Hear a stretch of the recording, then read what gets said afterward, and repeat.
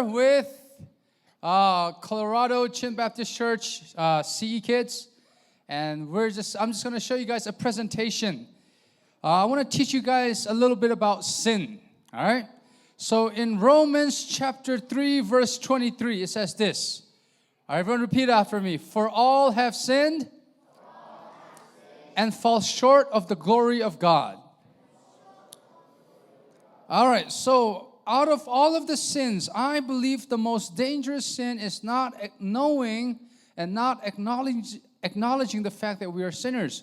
So I just want to show you guys how even though we might seem as we are good compared to other people, I want to show you guys how the Bible describes us. All of us, from Adam and Eve, all the way to now, the last baby that was just born, all right?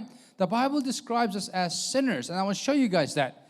This is an illustration that we did. I showed you guys yesterday, and I want to show you guys again today.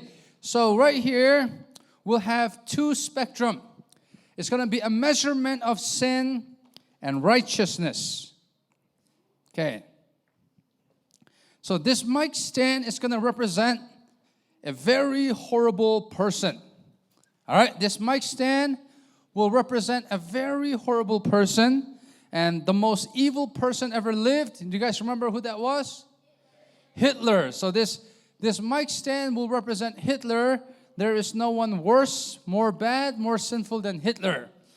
All right, and then this mic stand will represent the most righteous man ever lived. Do you guys remember who that was? Job. All right, the Bible says that Job is more righteous than anyone else, more righteous than his peers. So these four guys are going to represent bad people in our community. All right, Vanro. His name is Vanro. And Vanro, he's going to be bad. Vanro will be an alcoholic. Everyone say, ooh. Vanro is an alcoholic. Boo, right? Bad. So we're going to put him right next to Hitler. All right, horrible person. Peter Pan. Peter Pan is going to be a player. Look at this. He's wearing a football jersey, so he's going to be a player. And what type of player? He's going to have many, many girlfriends. Boom. He's a player right here. Look at this. Bad guy. Benji. This is Benjamin. And just like his name, he stole lots of Benjamins. Money, right? He's a thief. Benjamin is going to be a thief. Horrible Benjamin. Boo. Wait. All right, last but not least, Solomon. Solomon is going to be a murderer. Oh, boo. Look at them. Look at these bad. All right, stop, guys. Stand properly. Stand properly. Benji, stand. Okay. Look, these are bad people. All right, ladies, come to my left. And these ladies here are going to represent the righteous people in our community. Like Deborah is going to be a pastor. Everyone say, ooh. All right, Deborah is going to be a pastor. And then Iris is going to be a straight A student. Ooh, straight A student. All right, and then look at these bad people, not even standing. All right, stand, guys. Stand. Don't move. Stop moving. You guys got to help me. All right, if you guys move, that's minus 2 points. Okay? All right, right here is Priscilla, and she's going to represent a worship singer. Oh, worship singer. Everyone say, ooh la la. And then last but not least, Chin Chin will be what? What should we make Chin Chin be? Sunday school teacher. Everyone say, ayo. All right, look at these bad guys.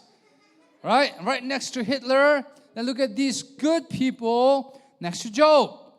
However, the Bible says this. Although these people might think they are better than those people, the Bible says that no, even these people fall short of the glory of God, and they are also what?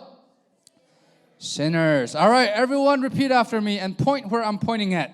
Just as much as these people need Jesus, These people need Jesus just as much.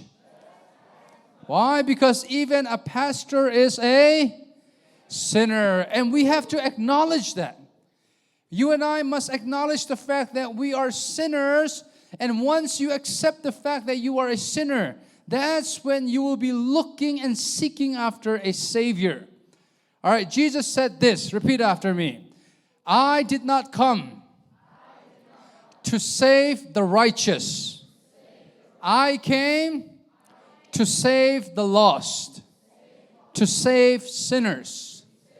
So, when we preach the gospel, we're not only just preaching the gospel to these type of people who seem or who are labeled as bad in our community, but we're also preaching to these people because even Job falls short of the glory of God, and even Job is a sinner. So here I want us to really understand the fact that no matter how good you think you are compared to other people, you are never good enough. I repeat after me, none of us are good enough. However, we have a God who is loving and merciful enough to save us. Amen. So not only did Jesus die for a murderer, for a player, but he also died even for a pastor, even for Job, because he died for sinners. So here, those who are watching my video, I just want you to understand that yes, no matter how good you try yourself, you can never ever be good enough. You will always fail. That's the reason why God sent His only Son, Jesus Christ, to die for us. And in order for you to receive this salvation, you must first acknowledge the fact that you are a horrible sinner, but you have a good Savior. Thank you. Let's all clap and say bye-bye.